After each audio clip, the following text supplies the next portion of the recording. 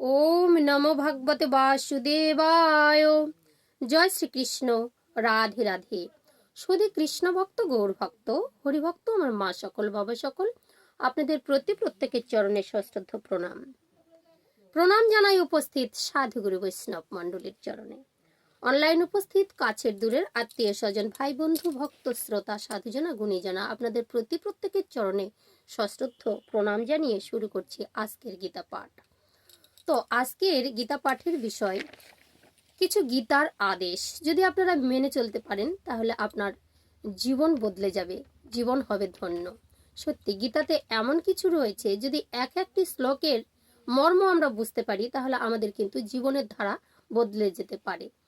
তো এই যে উত্তম গীতা কথা, আমি বাবা সব থেকে নরাধম, এই সমাজের মধ্যে নরকীট, আমার মুখে হয়তো আপনাদের শ্রবণ করতে ভালো লাগবে না, তবু আমি বলবো জীবনের লক্ষ্য কিন্তু গীতার জ্ঞান আদেশ মেনে চলা, ভগবান শ্রীকৃষ্ণের আদেশ মেনে চলা।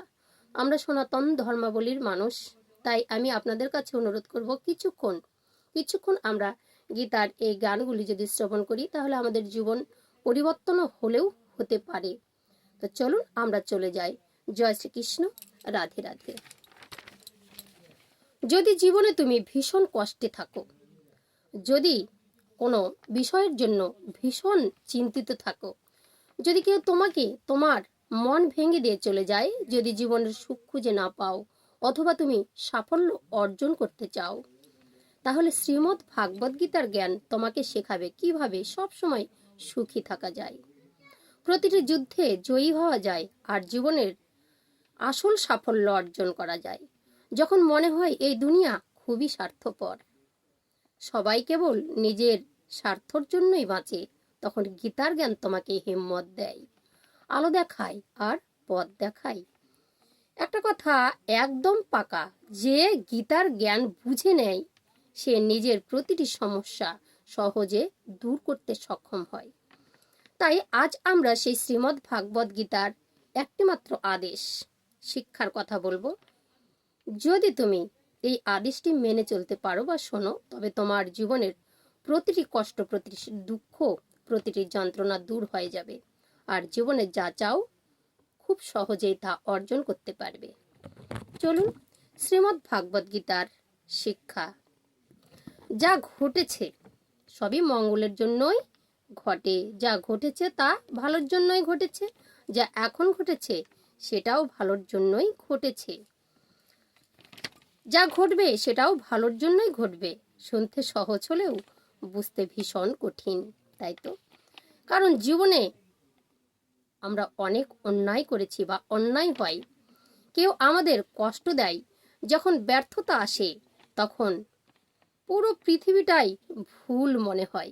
সত্যি মনে হয় জীবনটা অন্যায় ও ব্যথা ভরা, কিন্তু গীতার এই উপদেশ আমাদের শেখায় দুঃখ আসলে কোনো অভিশাপ নয়, এটি এক ঈশ্বরের আশীর্বাদ। তো আমাদের জীবনে যদি দুঃখ এসে যায়, আমরা ভাবি, আমাদের মনে হয় আর কোনোদিন সুখ আসবে না, কিন্তু সুখ দুঃখ কারোই চিরস্থায়ী নয়। এই জীবনে আমরা আছি, আমরাও চিরস্থায়ী নয়, কিন্তু আমরা এটা বুঝতে দেরি করি। তাই কথাটা শুনতে যেমন সহজ মনে হয়, বুঝতে অনেকটা কঠিন হয়, তাই না? তো এটাই গীতাতে বলেছে, এটি একটি শিক্ষা মনে করবেন। দুঃখ যদি কেউ দিয়ে থাকে, এটা আপনার শিক্ষা, জীবনের শিক্ষার কিছু বাকি থাকে। তো কেউ যদি কষ্ট দেয়, কেউ যদি লাঞ্ছনা দেয়, আপনার জীবনটা কঠিন মনে হলে তখন আপনার এগুলো শিক্ষার বাকি ছিল, নিজেকে এখনো বুঝতে পারিনি। তো যখন জীবনে তোমার আঘাত করে তখনই তুমি শক্তিশালী হও, আর যোগ্য হও, অভিজ্ঞ হও। যদি আমরা না ঠকি তাহলে অভিজ্ঞতা কি করে আসবে বলুন? কারো কাছে আঘাত পেলে তারপরে বুঝবো যে আঘাতের মর্মটা কি আর কেনই বা হয়েছে আমাদের জীবনে। তার জন্য আমাদেরকে উঠে দাঁড়াতে হবে। যখন কোনো প্রিয় মানুষ তোমাকে কষ্ট দেয়, তখন তুমি সেই কষ্টেই তোমার চোখ খুলে দেয় যে মানুষটিকে তুমি নিজের থেকেও বেশি ভালোবেসেছিলে, সে আসলে তোমার মূল্যই দিতে জানে না। যেমন একটা ছোট্ট বাচ্চাকে তার মা কড়া ডোজের ওষুধ খাওয়ায়, ওষুধ তেতো হলেও কিন্তু সেটাই তার অসুখ সারিয়ে দেয়।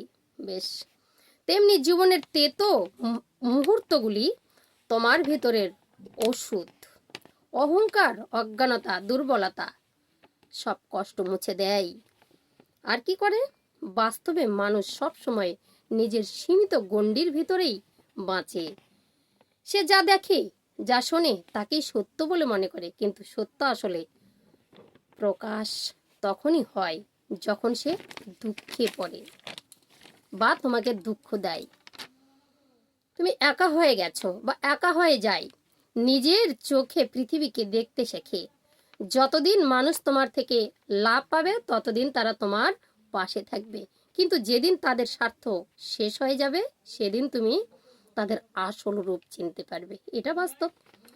তো কখনো ভেবে দেখেছো, যাকে তুমি প্রাণের চেয়েও বেশি ভালোবেসেছো, যাকে নিজের জীবনের সব থেকে আপন ভেবেছিলে, সেই মানুষটি যদি একদিন তোমাকে কঠিন আঘাত দেয় তখন কেমন লাগবে?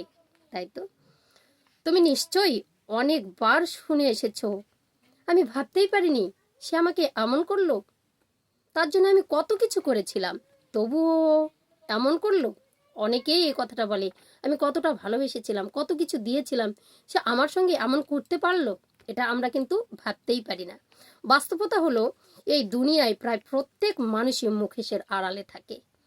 তুমি কখনোই কারোর আসল রূপ চিনতে পারবে না যতদিন না সে তোমার আঘাত বা অন্যায় করে। তোমার সঙ্গে অন্যায় আচরণ করলে তুমি তাকে চিনতে পারবে, আর যতদিন ভালো মানুষই দেখাবে ততদিন কিন্তু তুমি চিনতেই পারবে না। তাই সে তোমাকে আঘাত দেয়, তখন কষ্ট পেয়ে না, কারণ ওই আঘাতই তোমাকে শক্তিশালী করে তুলবে। যাদের জীবনে সব থেকে মসৃণ ও সুখে ভরা, তারা সামান্য আঘাত বা কষ্টে ভেঙে পড়ে। যারা দুঃখের সাথে লড়তে শিখেছে, যারা নিজের আপনজনের কাছে তিক্ত ব্যবহার সহ্য করেছে, তাদের কাছে জীবনের ছোটখাটো আঘাত তুচ্ছ। যে মানুষ কষ্ট সহ্য করতে শেখেনি সে কোনো দিন মহান হতে পারে না। ঠিক, যে দুঃখের আগুনে নিজেকে শুদ্ধ করতে জানে না, সে যত বড়ই স্বপ্ন দেখুক না কেন সফলতা অর্জন করতেই পারবে না। তাই জীবনে যখন কষ্ট আসে, যখন সময় তোমাকে ভেঙে দেয়, তখন মনে হয় ঈশ্বর তোমার প্রতিটি অন্যায় সহ্য করছেন আর তোমার জন্য কিছু ভালোই করে রেখেছেন। তোমার জন্য তুমি জীবনের এক বড় মঞ্চে উঠতে যাচ্ছ, আর তার এই কঠিন ইঙ্গিত তোমার সেই মঞ্চের প্রস্তুতি। এই হচ্ছে আজকে গীতার আদেশ। আপনাদের কেমন লাগলো জানি না, আশা করি ভালো লেগেছে। যদি ভালো লাগে অবশ্যই চ্যানেলে লাইক শেয়ার কমেন্ট করে চ্যানেলটি সাবস্ক্রাইব করে পাশে থাকবেন, আমরা যেন এগিয়ে যেতে পারি গীতা জ্ঞান নিয়ে। জয় শ্রীকৃষ্ণ, রাধে রাধে। সবাই সুস্থ থাকুন, ভালো থাকুন, ভিডিও দেখতে থাকুন।